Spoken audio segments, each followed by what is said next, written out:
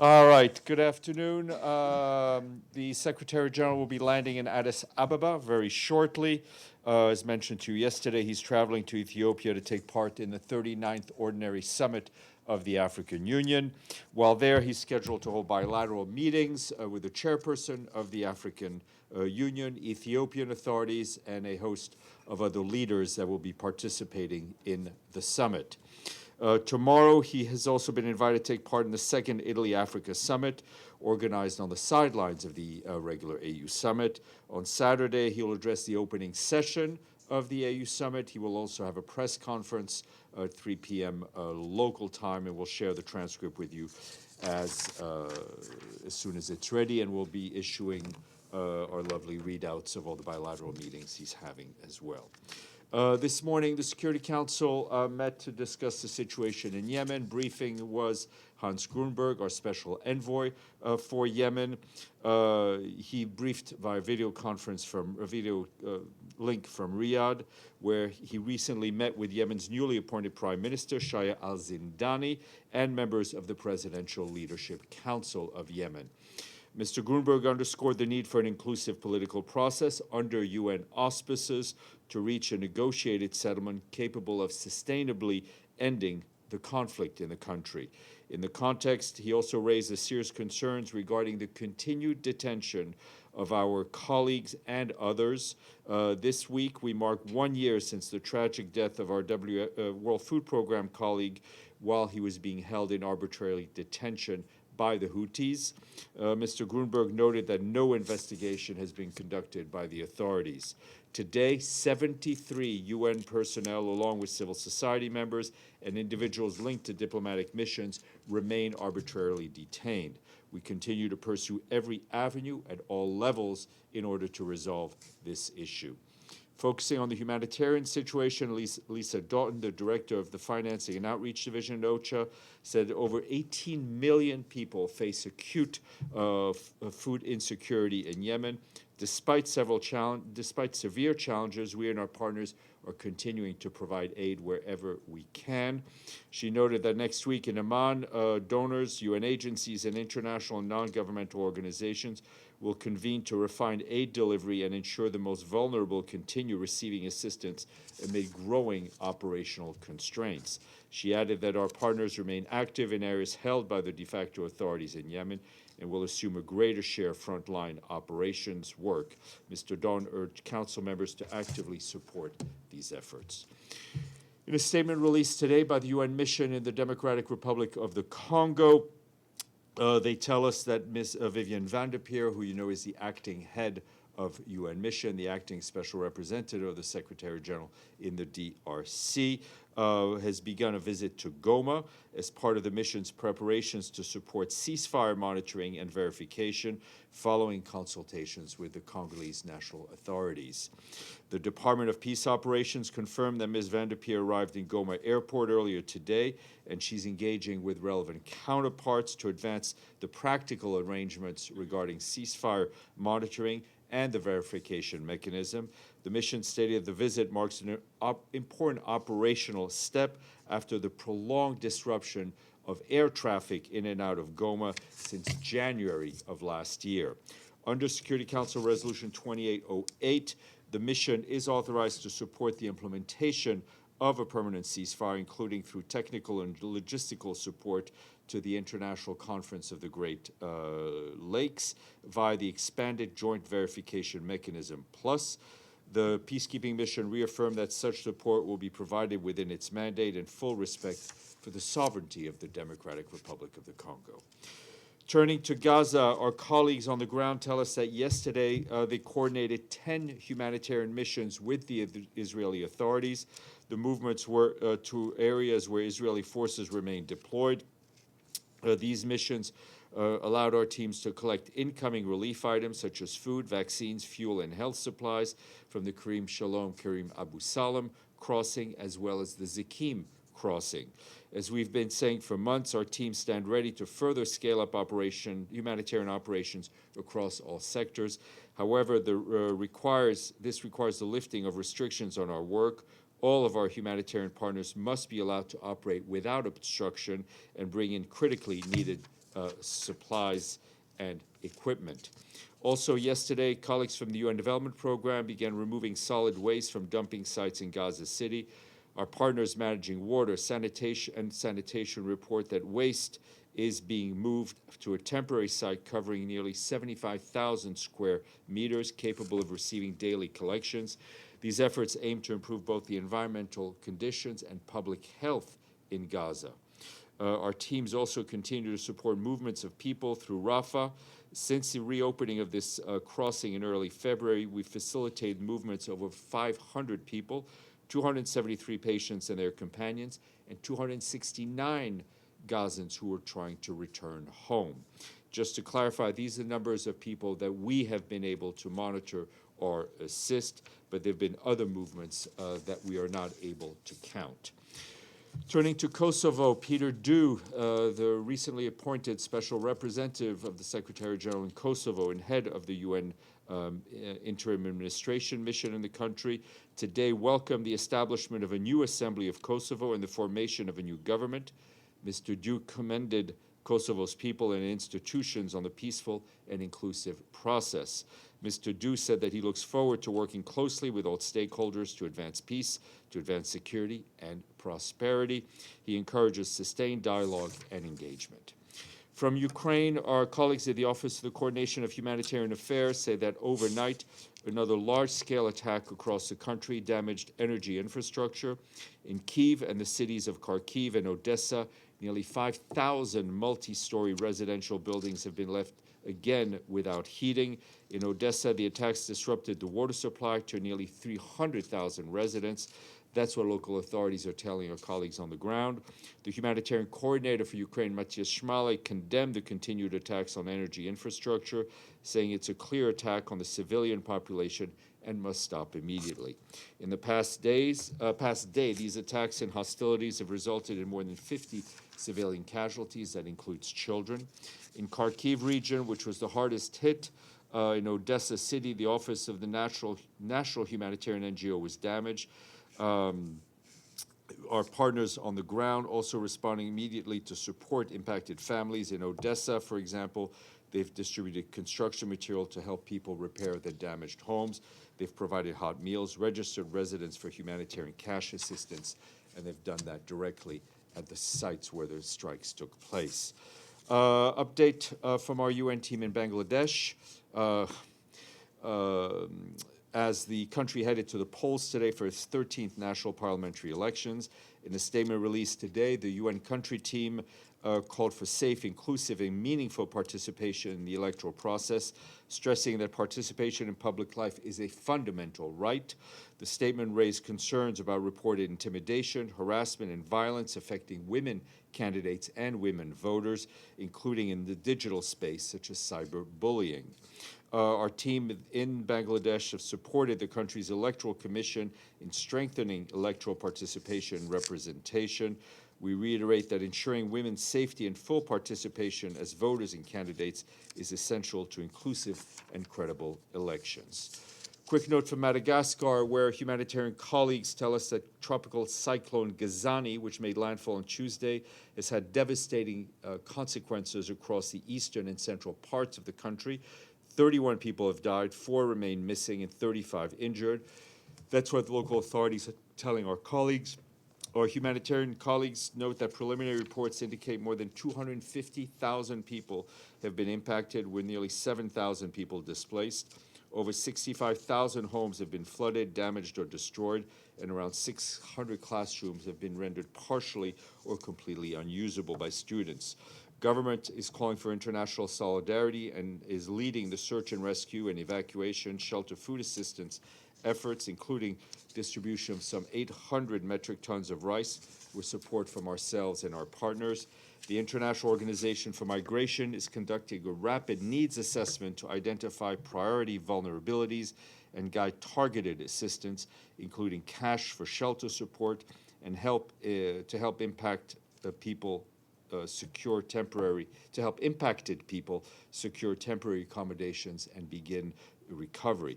$3 million from the Central Emergency Response Fund will help over 90,000 people, with more funds from other donors helping to kickstart the efforts. OCHA tells us the cyclone could affect central and southern Mozambique in the coming days. Lastly, we've got money, but for only one country, but I have a good quiz for you today. In 1971, geologists were drilling for oil in the desert of this country when they hit a pocket of natural gas. This caused the earth to collapse, forming 3 large sinkholes. In order to prevent methane gas from leaking into the atmosphere, geologists lit one of the sinkholes on fire, thinking it would burn out in a matter of weeks.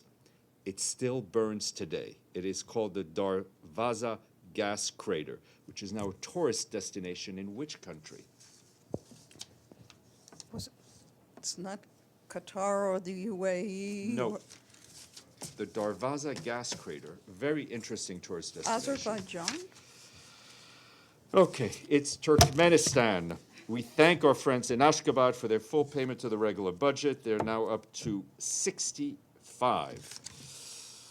Gas crater looks pretty amazing. Edie Lederer. Who got all of them wrong? Yeah, but at least you tried. Yeah.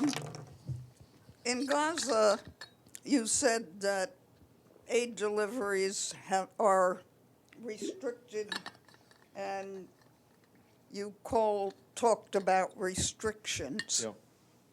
What are those restrictions that have been imposed? I mean, a number of the restrictions involve the kind of aid that we can bring in, which the Israeli authorities consider dual use. Notably, heavy equipment to clear rubble, among others. Also, more permanent shelter material. We've also had movement restrictions, especially in areas that the Israeli military still occupies, and that's why yesterday, we were pleased to be able to coordinate with them movements to areas we had previously not been able to go to. And a second related question. Is the UN still having discussions with the Israelis about opening Rafah for Yes, cargo deliveries, and what's the objection? Yes, we continue to have those discussions. I think the objection, you'd have to speak to the other side. Mona, and then Ephraim.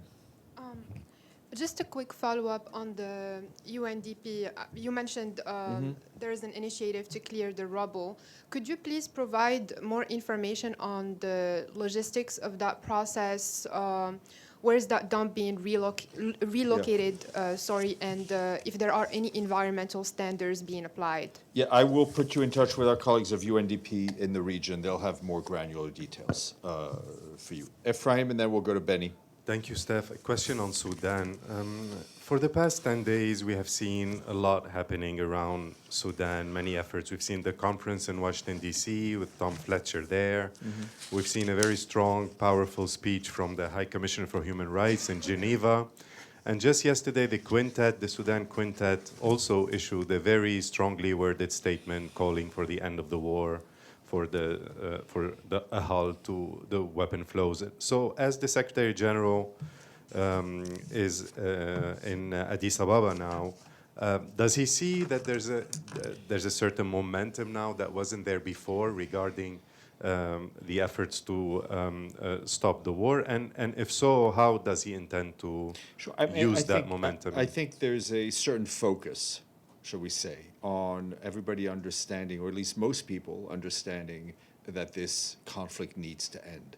After the horrific, I mean, things that are still going on. I mean, we've talked almost a couple of times a week about drones or rocket fires hitting hospitals, hitting schools, hitting mosques, killing people who themselves are near starvation. I mean, the level of depravity and cruelty that we're seeing in this conflict is close to being unmatched in a world where we're seeing a lot of cruelty and depravity.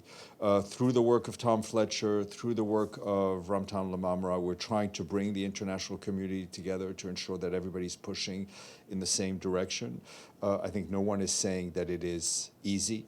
I think, as the Secretary General would tell you when he was here, we don't have that many levers of pressure and power. But I can tell you that Sudan will be high on his agenda while he's in Addis Ababa, to continue to push, to continue to seize, I would say, this moment of focus. Benny, and then we'll go to Alex. Yes, Steph. So a fellow Frenchman, Foreign Minister Barrot, is calling for the resignation of Francesca Albanese. Is the Secretary General agreeing with that, or what's the Secretary General's view on that? Everyone has responsibilities, whether it's the Secretary General, member states. As you know, special rapporteurs are appointed by the Human Rights Council by member states. If member states are not happy with what one or more of the special representatives are saying, special rapporteurs are saying, it is their responsibility to get involved in the work of the Human Rights Council, to get involved and push for the direction they wish to push for. We've always believed that the institution of special rapporteurs, while being completely separate from the Secretary General, is an important part of the international human rights architecture. We don't always agree with what they say, and that includes Miss Albanese. But if the issue with special rapporteurs needs to be addressed by member states themselves. Steph, follow up, please. Secretary General's predecessor similarly, in his voice, criticized the rapporteur. Actually, it was Albanese's predecessor. Why won't Guterres do the same? I mean, listen, I think everyone has a lane in this organization. We don't, as I said, we don't agree with much of what she says. We wouldn't use the language that she's using in describing the situation. She has a particular role. The Secretary General has a particular role. I think you could do the compare and contrast yourself about their positions. But again, it is an issue for member states to address if they have an issue with a special rapporteur. I have a follow-up, can I, on this? Sorry, Stefano, hold on. I'm trying to have some sort of discipline in this place here. I will come back to you, I promise. Mona, and then, sorry, Alex, and then Mona, and then we'll go to Stefano. Thanks, Steph. On the first Board of Peace meeting scheduled for next week, is the Secretary General invited, or anyone from the United Nations? No, I'm not aware that we'll have anybody present in Washington. If that changes, I will let you know. As we've said, in regards to the Board of Peace's work on Gaza, which is sanctioned by the Security Council, we will coordinate and work with them through mostly through our representative in Jerusalem, Dr. Ramiz Alabkarov. Mona, then Stefano. I want to ask about the EU-Mercosur deal. Please. The EU what? Sorry. The EU-Mercosur, the deal. Yeah. Just please bear with me. I want to give some context. So 2 weeks ago, when the SG was here, he described this deal as something positive. But during his mandate, he was extremely vocal about climate action and indigenous rights. So given that this deal is facing massive rejection from both sides because it does not allegedly serve the people. We have, for example, Brazilian scientists and NGOs claiming that it will drive further environmental deforestation in the Amazon. And on the EU side, we have countries like France or even protests this week in Madrid saying that this is going to be very destructive for their livelihoods. So how come the SG thinks that this is a positive deal when it contradicts specific UN SDGs, specifically on climate and human rights? I think the Secretary General was talking about Mercosur in the context of other alliances and commercial deals being created around the world, is what he saw as this kind of networked multilateralism. It is important that whether it's Mercosur or any other multilateral trade agreement, that it ensures that it respects all of the things that you say. And if there are issues, and if there are some people who are not, who are against it, that they have a way to address, that there's a mechanism for them to address it. And one of those mechanisms is the right of a people to demonstrate peacefully, to express their opposition. Stefano, then we'll come back to the room. Thank you, Stéphane. This is follow-up on Benny's question. Well, given the Francesca Albanese has denied making anti-Semitic remarks and says her words were misinterpreted, does the Secretary General believe in this case she crossed the line or not? Look, And I'm not here to defend what she says or criticize what she says, right? She has a right as a special rapporteur to speak within her mandate. People have a right to criticize her. People have a right to support her. And if people are not happy with her work, there are mechanisms to address that and the work of any other special rapporteur. I'm not here to be a commentator on what every special rapporteur says. We do believe that the institution of special rapporteurs is an extremely important one in terms of the global architecture. And there are a number of special rapporteur mandates who've done a lot of work to shed light on human rights situations throughout the world. I'm sorry, Stéphane, but because there is a video of that speech, everybody can go there and listen to her. So my question is, did the Secretary General, did he listen what she said, and does he think that that was a statement, anti-Semitic statement or not? It's a simple question. It's a yes or no question. Just because a question is simple doesn't mean the answer is simple. And I think I've answered your question to the best of my ability. Pan. You'd have to ask him. Thank you, Steph. Mr. Hans Kronberg said this morning that he has been engaging with... Mr. Who, sorry? Hans Kronberg. Kronberg, yeah, sorry. Has been engaging with Yemeni parties in recent weeks. Is the Houthis included in the parties? And is there any progress regarding the release of the 73? No, trust me, we would, progress will be declared when people are being released from arbitrary detention. And of course, in order to attain that, we are speaking to the Houthis representative on that and other issues because they are party to this conflict and they are party to the solution. Yes, sir. Abu Sufyan, sorry. Go ahead, please. Thank you again. How do you plan to work with the incoming elected government of Bangladesh? And is the GS going to have an exchange or phone call with the upcoming Prime Minister?